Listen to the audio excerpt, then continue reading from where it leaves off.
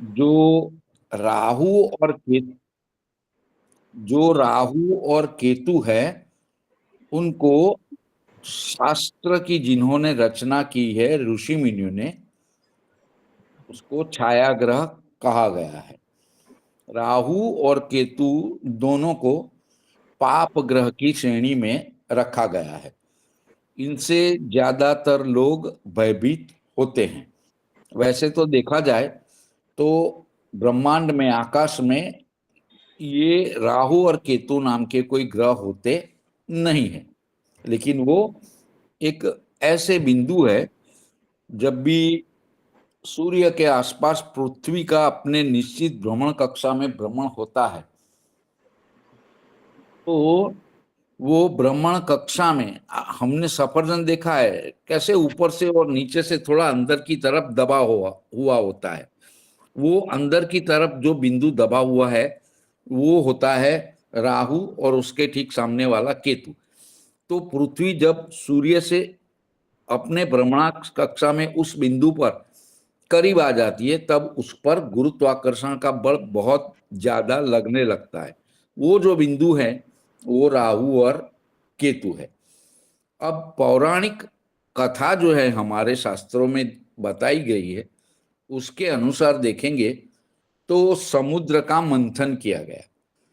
तो देवों और दानवों ने समुद्र का मंथन करके अमृत निकाला। अमृत पान करने के लिए देवों और दानवों में हरीफाई हो गई। भगवान विष्णु ने मोहिनी स्वरूप धारण किया और दानवों को मोह में रख दिया। और फक्त देवगण जो था, देव समुदाय, देव थे, उन्हीं को अमृत पान का अवसर प्राप्त हो, ऐसी योजना बना दी। तो उन्होंने देवगण जो लाइन में थे, उनको अमृत पान करवाना शुरू करवाया। तब ये विष्णु भगवान का जो योजना है, वो एक दानव को समझ में आ गई। वो अपना रूप, रंग, हुलिया, पहरवे सब बदल के देवों का स्वरूप धारण कर लिया और देवों की लाइन में आ गया। ये बात सूर्य और चंद्रदेव को पता चल गई। उन्होंने विष्णु देव को बता दिया कि ये तो दानव है और अमृत पान करने की इच्छा से देव स्वरूप धारण करके देवों की लाइन में आ गया है। तो विष्णु भगवान को ये पता चल गया, तो उन्होंने सुदर्शन चक्र से उस दानव का शिरच्छेद कर दिया। लेकिन अमृत ने उसकी असर बताई। अब शिरच्छेद होने की वजह से एक में से दो भाग हो गए, एक दानव के दो दानव। जो सिर वाला हिस्सा है गर्दन तक का, वो राहु कहलाया, और उसके नीचे जिसे हम धड़ कहते हैं, वो केतु कहलाया। अंग्रेजी में राहु को मून्स नोडल पॉइंट कहा जाता है, यानी चंद्र का जो उत्तर ध्रुव का बिंदु होता है वो, और जो साउथ नोडल बिंदु होता है उसको केतु कहते हैं। यहाँ पर ये दोनों जो बिंदु है, उस पर जैसे मैंने बताया, चुंबकीय शक्ति यानी गुरुत्वाकर्षण बल सबसे ज्यादा होता है। ये बाद में वैज्ञानिकों ने भी स्वीकार किया, जो हमारे ऋषि मुनियों ने सालों पहले बता दिया था। तो ये जो बिंदु हैं, वो राहु और केतु है। अब चंद्र जो है पृथ्वी के सबसे करीब में है, इसलिए चंद्र की पृथ्वी पर सबसे ज्यादा असर आती है। ये हमारे ऋषि मुनियों ने ज्योतिष में बताया, और इसको वैज्ञानिकों ने भी स्वीकार किया। तो यही जो चंद्र का बिंदु है, वो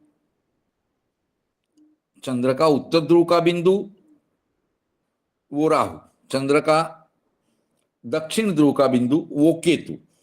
अब चंद्र की असर पृथ्वी पर आ रही है, वही बिंदु राहु केतु है जहां सबसे ज्यादा गुरुत्वाकर्षण चुंबकीय बल लगता है। तो राहु और केतु वाला जो पॉइंट है, बिंदु है, उसकी भी हमारे मानव जीवन पर असर होती है, ये भी तय हो गया है। अब चंद्र जो है हमारे मानव मन के साथ उसका सीधा संबंध है, इसलिए राहु और केतु दोनों का भी हमारे मन पर बहुत प्रभाव पड़ता है। चंद्र हमारी फीलिंग्स और इच्छाएं, तो राहु जो है हमारी फीलिंग्स और इच्छाओं को बल देता है। अब राहु को अमृतपान हुआ था। अब ये एक रहस्य है कि वो कितना अमृत कहां तक पहुंचा, क्योंकि विष्णु भगवान ने सुदर्शन चक्र से उसका शिरच्छेद किया था। तो तृष्णा यानी एक प्रकार की प्यास, उसको तो चाहिए था अमृत पी के अमर हो जाने का, अब हुआ नहीं हुआ, रहस्य। इसलिए राहु जो है एक रहस्य का कारक है, तृष्णा का कारक होता है। और जैसे हमारी तृष्णा, हमारी इच्छाएं बढ़ती जाती है, हमारा असंतोष बढ़ता है। ये तृष्णा ही हमारा असंतोष बढ़ाता है। उसी की वजह से हमें, जब हमें कोई चीज प्राप्त हो जाए फिर भी असंतोष रहे, तो उससे बढ़िया चीज प्राप्त करने की इच्छा, तृष्णा होती रहती है, यानी हम उसको प्राप्त करने के लिए कुछ न कुछ करेंगे। तो ये जो हमारी तृष्णा है, हमारी इच्छा है, वही हमारा चालक बल बन जाता है। तो अगर हम संतोष प्राप्त कर लेते हैं तो हमें मन की शांति मिल जाती है। यानी कहीं ना कहीं कुंडली में चंद्र राहु केतु हमारे संतोष, हमारे मन की शांति को रिप्रेजेंट करता है। अब राहु जो एक छाया ग्रह है, वो व्यक्ति को हमेशा असंतोषी ही रखता है, क्योंकि व्यक्ति को तृष्णा होती है, कुछ न कुछ प्राप्त करने की इच्छा होती है, उसके लिए वो कोई न कोई कार्य करते रहता है। इसकी वजह से असंतोष पैदा होता है। तो जब वो कार्य करता है तो ज्यादा से ज्यादा प्राप्त करने के लिए कार्य करेगा, उसके बीच में जो रुकावटें आती रहती है उसको वो दूर करने की कोशिश करता है किसी भी प्रकार से। ये न केन प्रकार, साम दाम भेद दंड, कुछ भी करने का। वैसे तो देखा जाए तो सामान्य तौर पर न्याय नीति धर्म नियमों को वो, राहु भी शिव जी का भक्त था, मानता है वो, लेकिन जब उसकी इच्छा की बात आती है, उसको कुछ प्राप्त करने की जो इच्छा है, उसकी तृष्णा है, वो पूर्ण करने की इच्छा उसमें जब पैदा हो जाती है, तब वो ये सब नीति नियम धर्म सब अलग कर देता है और साम दाम भेद दंड वाली नीति अखत्यार करके सब चीज प्राप्त करने की कोशिश करता है। तो यहां तक राहु के बारे में आपको समझ में आ गया कि राहु एक छल कपट वाला मायावी, साम दाम भेद दंड, उसको जो इच्छा है वो प्राप्त करने के लिए अपने दानव समुदाय का भी त्याग किया और देवों की श्रेणी में अपना रूप रंग हुलिया वस्त्र परिधान सब बदल के बैठ गया। यानी ऐसा व्यक्ति जो राहु प्रधान होता है, वो अपनी स्वार्थ सिद्धि के लिए किसी भी हद तक जा सकता है, ऐसा हम कह सकते हैं। ठीक है। अब आपको नोट करना है तो नोट कर लीजिए। सामान्य तौर पर तीसरे, छठवें और 11वें भाव में राहु शुभ फल देता है। कौन से भाव में? राहु तीसरे, छठवें और 11वें भाव में सामान्य तौर पर राहु शुभ फल देता है। अब तीसरे भाव की बात करेंगे तो अगर तीसरे भाव में राहु होगा तो वो व्यक्ति को अत्यधिक हिम्मतवान, साहसिक और पराक्रमी बना देता है। लेकिन दूसरी जो चीजें देखी जाती है तीसरे भाव से, उसके बारे में वो अशुभ फल भी देता है। यानी तीसरे भाव से हम क्या देख सकते हैं, तो छोटे भाई बहन, तो ये छोटे भाई बहनों के साथ रिश्ते अच्छे नहीं रहने देता। यानी तीसरे भाव में राहु होगा तो हम कह सकते हैं कि भाई बहनों का सुख अच्छा नहीं होगा। तो हम तीसरे भाव में राहु के लिए दो चीजें नोट कर सकते हैं। एक कि वो जातक को हिम्मतवान, साहसिक, पराक्रमी जरूर बना देता है।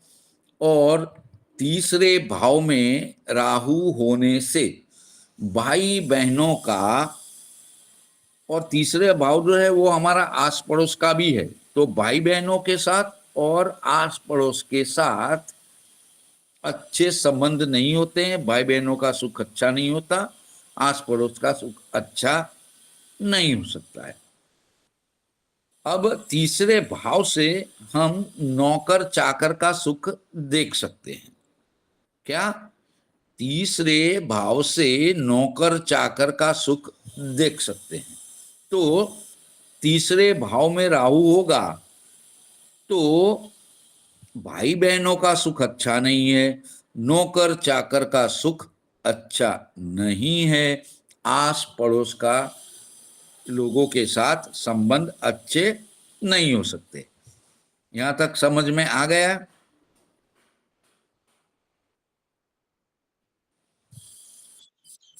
चलो, तो तीसरे भाव के बारे में लिख लो कि तीसरे भाव में राहु, तीसरे भाव में राहु जातक को जातक को साहसिक, पराक्रमी बनाता है। लेकिन तीसरे भाव में तीसरे भाव में राहु होने से भाई बहनों का सुख भाई बहनों का सुख अच्छा नहीं मिलता, कौमा नौकर चाकर का सुख नौकर चाकर का सुख संतोषकारक संतोषकारक नहीं मिलता।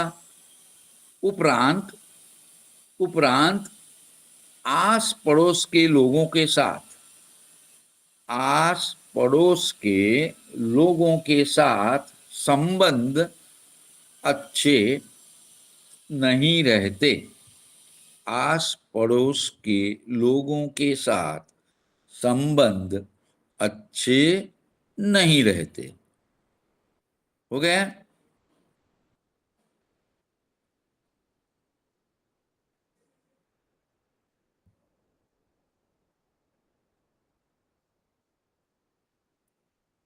हो गया? तो हैंड राइज कर दीजिए। जी गुरुदेव। चलो, अब तीसरे के बाद हम छठवें भाव में राहु होगा तो क्या होगा उसके बारे में लिख लेंगे। छठवें भाव में राहु छठवें भाव में राहु शत्रु नाश तो करता है। छठवें भाव में राहु शत्रु नाश तो करता है। छठवें भाव का राहु छठवें भाव में राहु नैनीहाल, मौसाल बोलते हैं मामा मासी, छठवें भाव में राहु नैनीहाल, मामा मासी के साथ के संबंधों में मामा मासी नैनीहाल के साथ के संबंधों में दिक्कत पैदा करता है।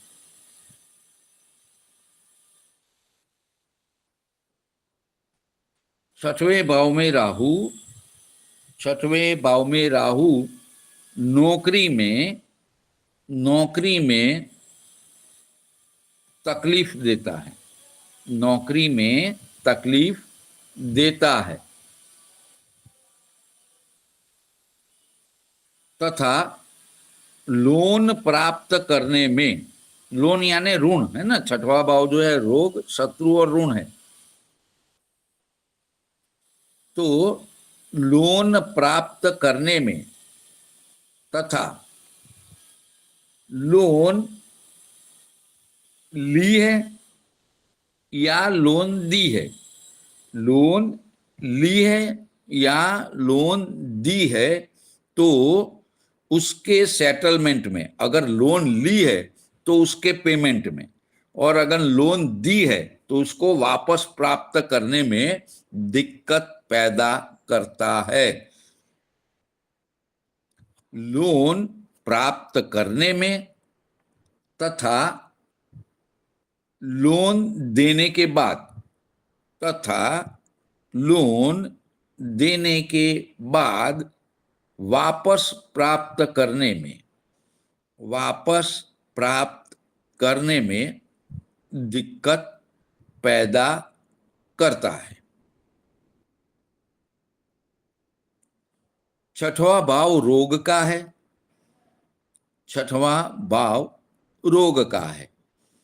राहु रहस्यमय ग्रह है, राहु रहस्यमय ग्रह है, तो जातक को कौन सा रोग हुआ है, कौन सा रोग हुआ है, वो जल्दी से पता ही नहीं चलता।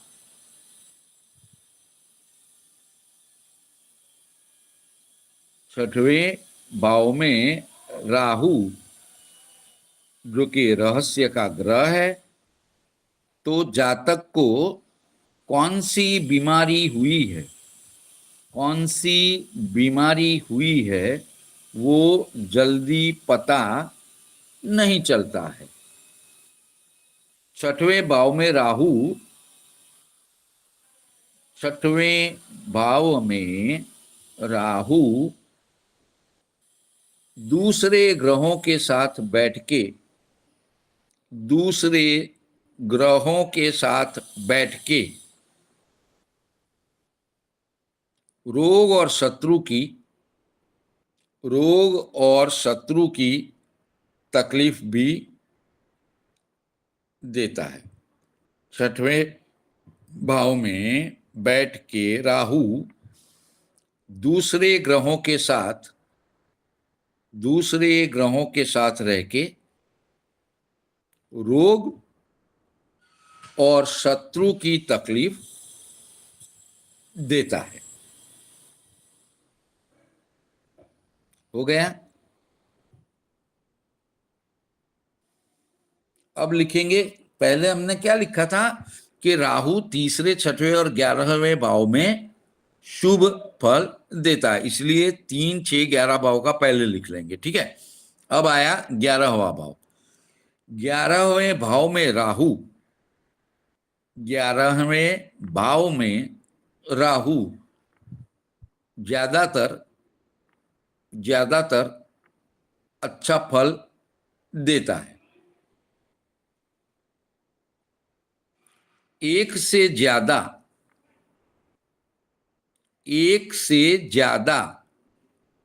आय के स्तोत्र, एक से ज्यादा आय के स्रोत माने सोर्स ऑफ इनकम जो बोलते हैं ना। 11वें भाव में राहु एक से ज्यादा आवक के स्रोत, सोर्स ऑफ इनकम देता है। उपरांत गलत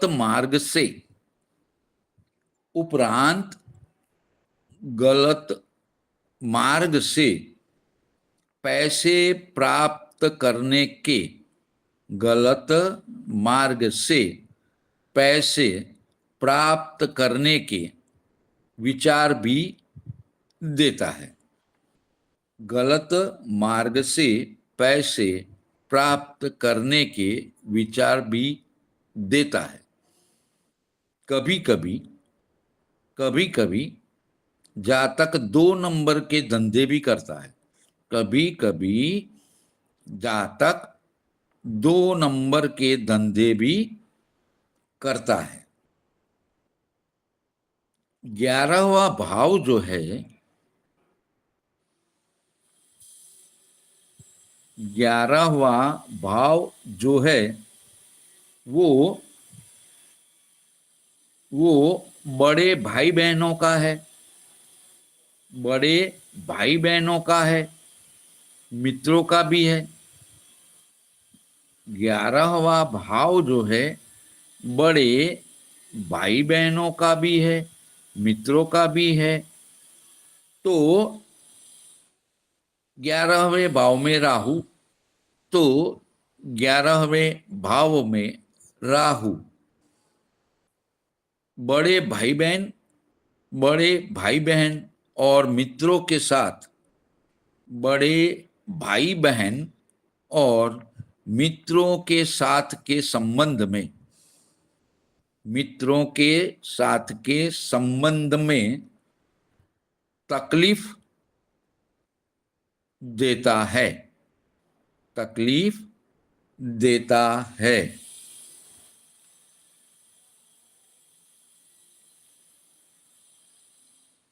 हो गया? चल, अब प्रथम लग्न भाव में राहु, प्रथम लग्न भाव में राहु हो, प्रथम भाव में राहु हो तो व्यक्ति तो व्यक्ति सफलता प्राप्त करने के लिए, तो व्यक्ति सफलता प्राप्त करने के लिए कुछ भी कर गुजरने की, कुछ भी कर गुजरने की वृत्ति वाला, कुछ भी कर गुजरने की वृत्ति वाला बन जाता है। व्यक्ति का मनोबल, व्यक्ति का मनोबल मक्कम होता है, व्यक्ति का मनोबल मक्कम होता है। मक्कम मतलब कुछ जी? क्या जी? मक्कम मतलब मनोबल, मक्कम मतलब, मक्कम का मतलब स्ट्रॉन्ग, क्या होता है स्ट्रॉन्ग, स्ट्रॉन्ग, अच्छा, स्ट्रॉन्ग, मजबूत। मजबूत। हाँ हाँ, चलो, व्यक्ति का मनोबल मक्कम, स्ट्रॉन्ग, मजबूत होता है। व्यक्ति का मनोबल मक्कम, स्ट्रॉन्ग, मजबूत होता है। लेकिन लेकिन बहुत से जातकों में देखा गया है, बहुत से जातकों में देखा गया है कि ऐसे व्यक्ति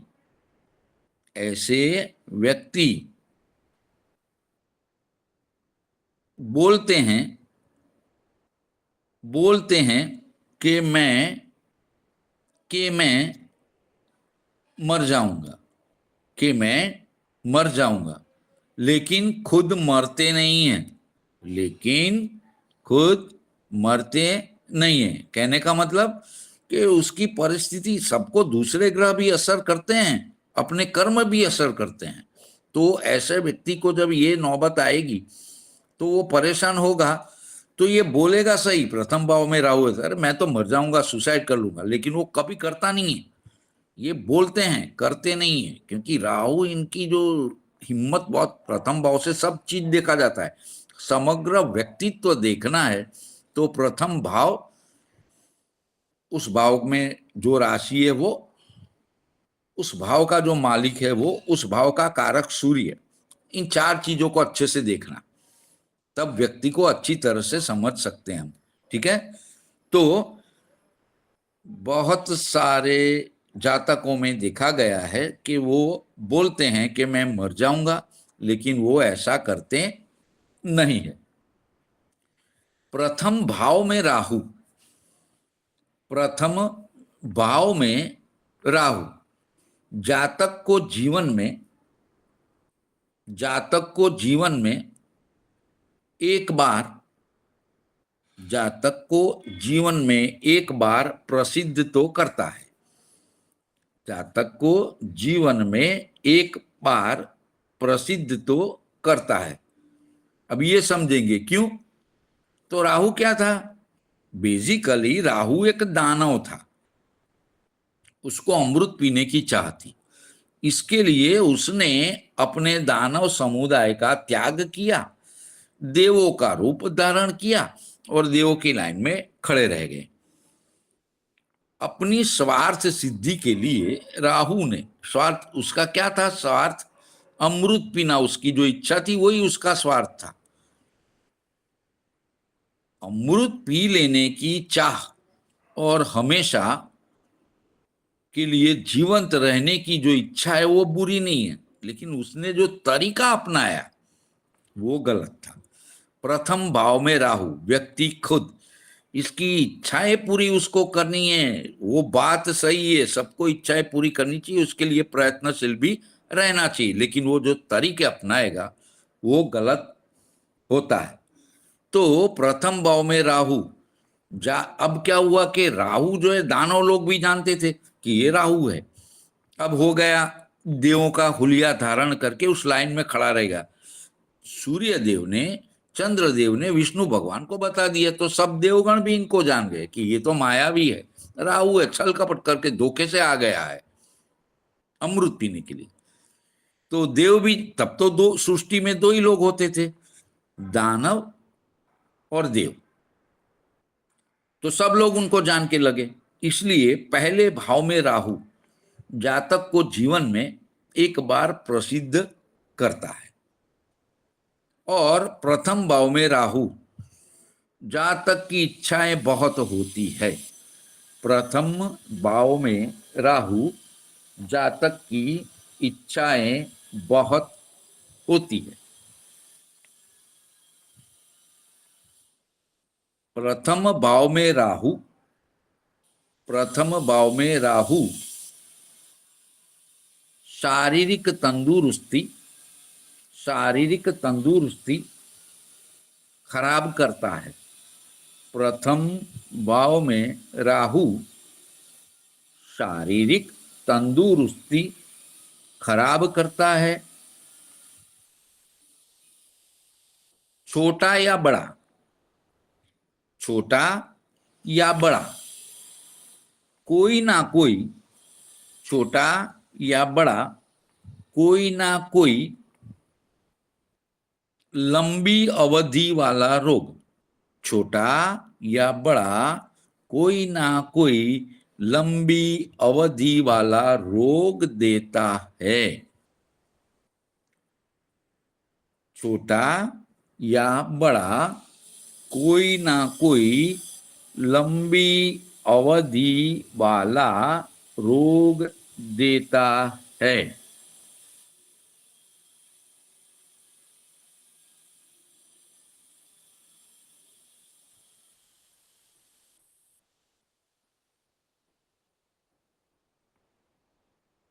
हो गया।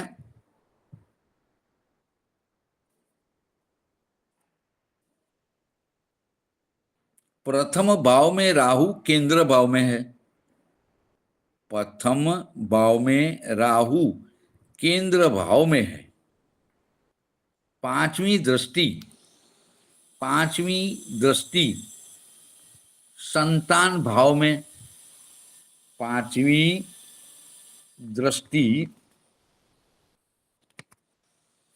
संतान भाव में आती है।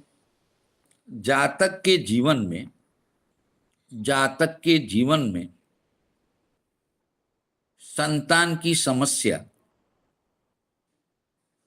एकाध संतान का खराब होना, संतान की समस्या, एकाध संतान खराब होना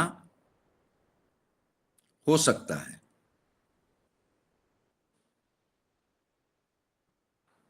हो गया। अब आगे लिखेंगे, लग्न भाव में से, लग्न भाव में से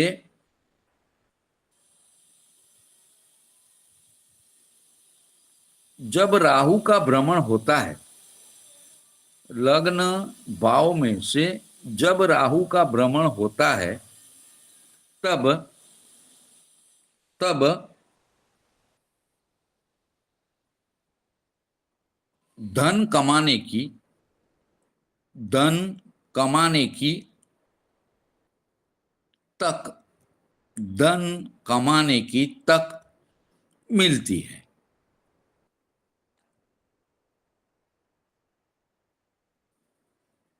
राहु, राहु एक राशि में, राहु एक राशि में 1.5 साल, 1.5 साल भ्रमण करता है, भ्रमण करता है।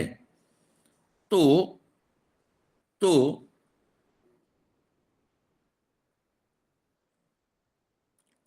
जो धन प्राप्ति की तक का समय है, जो धन प्राप्ति की तक का समय हो है, वो 3 से 4 मास का, 3 से 4 मास का होता है।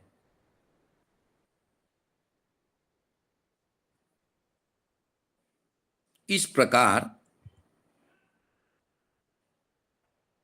जन्म समय के, इस प्रकार जन्म समय के अन्य ग्रहों की परिस्थिति के हिसाब से, इस प्रकार जन्म समय के अन्य ग्रहों की परिस्थिति के हिसाब से इस तक का, इस तक का लाभ, लाभ लिया जा सकता है, इस तक का लाभ दिया जा सकता है। दिया जा सकता है गुरुजी। लिया जा सकता है मतलब वो समय में हम पैसे प्राप्त करने का कोई कार्य करेंगे तो सफलता मिलती है। आ गया समझ में? जी गुरुजी। ठीक है, आगे लिखेंगे दूसरे भाव में।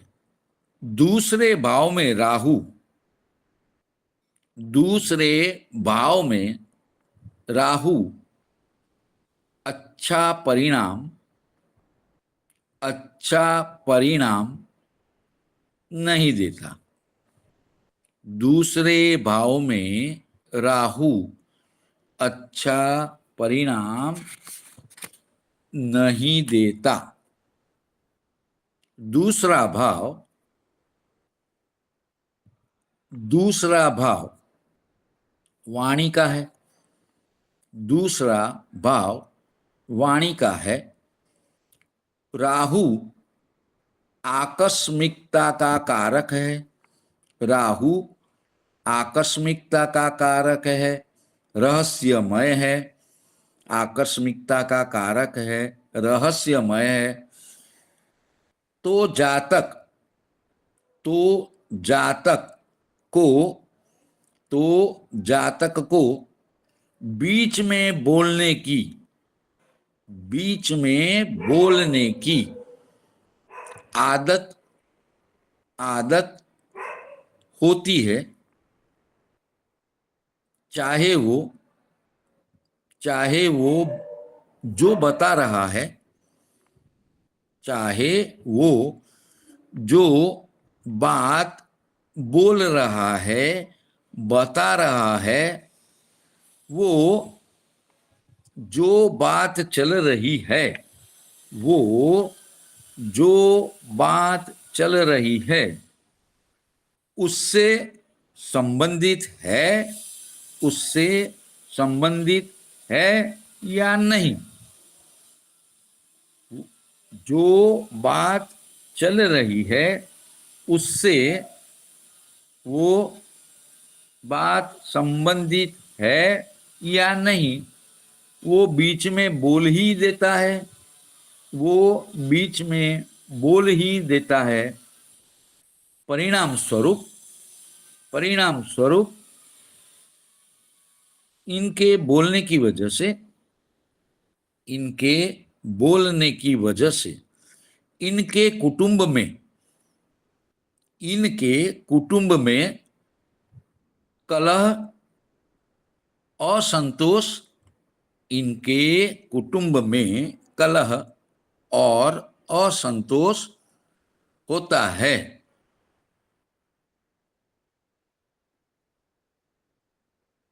यानी कुटुंब में यानी कुटुंब में कोई न कोई समस्या, कोई ना कोई समस्या चालू ही रहती है। आ गया समझ में?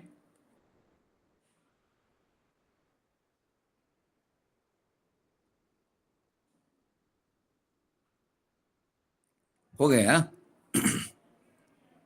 चल, अब चतुर्थ भाव, चतुर्थ भाव का चतुर्थ भाव का संबंध,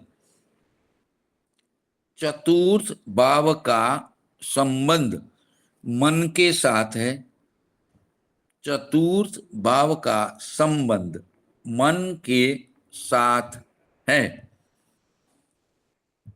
तो चतुर्थ भाव में राहु, तो चतुर्थ भाव में राहु ज्यादा महत्वाकांक्षी, ज्यादा महत्वाकांक्षी और ज्यादा असंतोषी और ज्यादा असंतोषी बनाता है।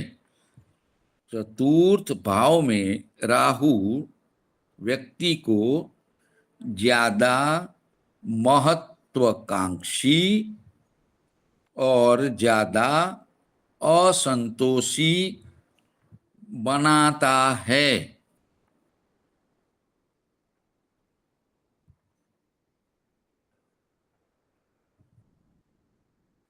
हो गया?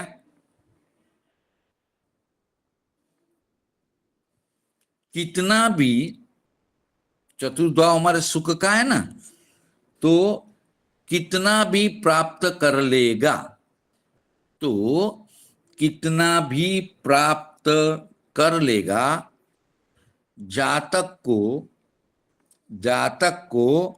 संतोष नहीं होता, जातक को संतोष नहीं होता। इसलिए इसलिए बोले जातक को, इसके बाद में क्या बोला? संतोष संतोष नहीं होता। इसलिए जातक सदा जातक सदा मानसिक रूप से मानसिक रूप से दुखी और चिंतातुर रहता है। जातक सदा मानसिक रूप से दुखी और चिंतातुर रहता है।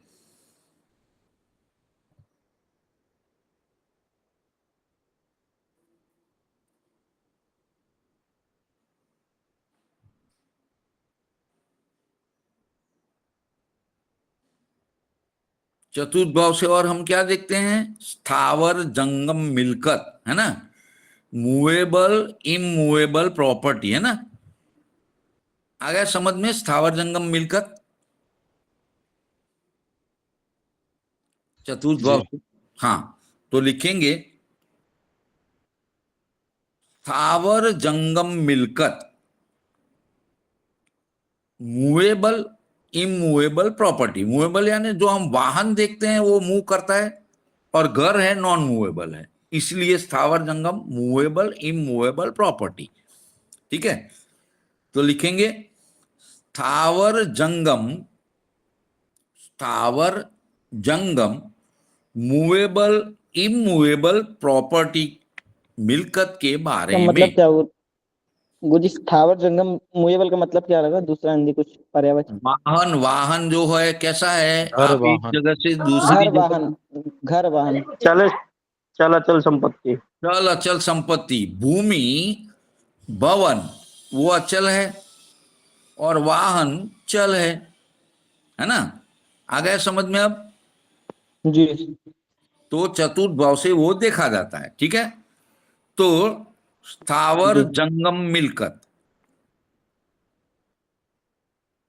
मूवेबल चल अचल संपत्ति, वही लिख दीजिए, चल अचल संपत्ति के जी। बारे में, चल अचल संपत्ति के बारे में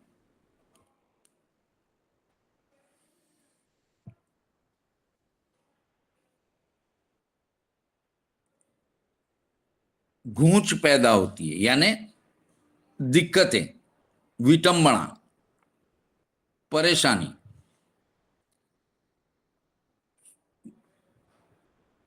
चल अचल संपत्ति के बारे में गूंच, विवाद, गूंच, विवाद,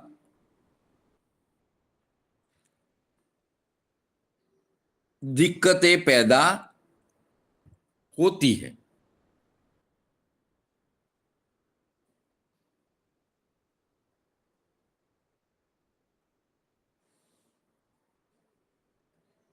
चतुर्थ में राहु, चतुर्थ में राहु माता को, माता को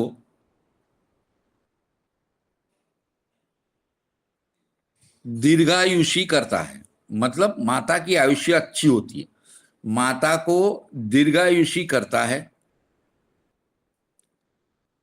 या फिर, या फिर दूसरी माता, दूसरी माता देके, या फिर दूसरी माता देके दीर्घायुषी करता है, माता को दीर्घायुषी करता है, या फिर दूसरी माता देके दीर्घायुषी करता है। लेकिन, लेकिन माता के सुख में, माता के सुख में कोई ना कोई प्रकार का, कोई ना कोई प्रकार का असंतोष, असंतोष होता है। माता के सुख में कोई ना कोई प्रकार का असंतोष होता है। माता के साथ, माता के साथ हमेशा गैर समझ, मिस अंडरस्टैंडिंग, हमेशा गैर समझ, मिस अंडरस्टैंडिंग पैदा होती है। माता होती तो है, माता होती तो है, लेकिन बीमार भी, लेकिन बीमार भी हो सकती है।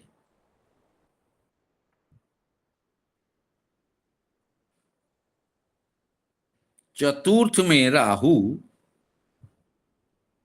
चतुर्थ में राहु अपने घर,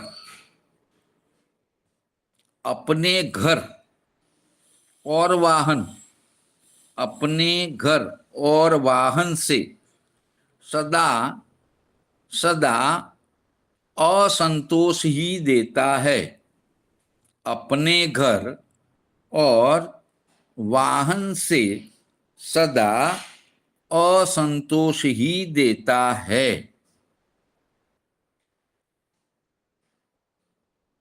हो गया? तो गिरीश भैया 12:04 हुए हैं, 1 घंटा होने आया, तो रिकॉर्डिंग बंद कर दीजिए, दिक्कत आएगी।